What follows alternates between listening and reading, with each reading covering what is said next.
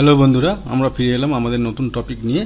আজকে আমরা যেটা করাবো, আগের দিনই বলেছিলাম, ফিল্ড এফেক্ট ট্রানজিস্টার, এটা দিয়ে শুরু করব। আমরা ট্রানজিস্টার করার সময় দেখেছিলাম যে ট্রানজিস্টারের কার্যকারিতা, ট্রানজিস্টার কিভাবে তৈরি হয়, ট্রানজিস্টার কিভাবে সার্কিটে কাজ করে, তার বিভিন্ন রকমের ফাংশন তেমনি আমরা দেখে নেব। বা ফিল্ড এফেক্ট ট্রানজিস্টার তার ডিটেলসগুলো আমরা দেখে নেব।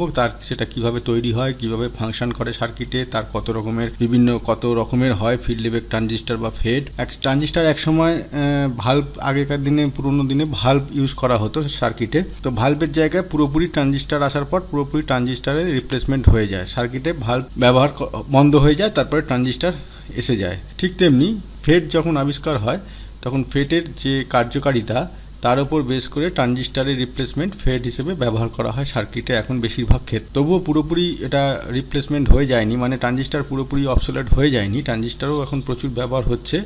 কিন্তু সেই সঙ্গে ট্রানজিস্টারের যেগুলো আগে ট্রানজিস্টার ব্যবহার করা হতো যেসব সার্কিটে, যে কিছু কিছু জায়গায়, সেখানে এখন বেশিরভাগ ক্ষেত্রে ব্যবহার হচ্ছে।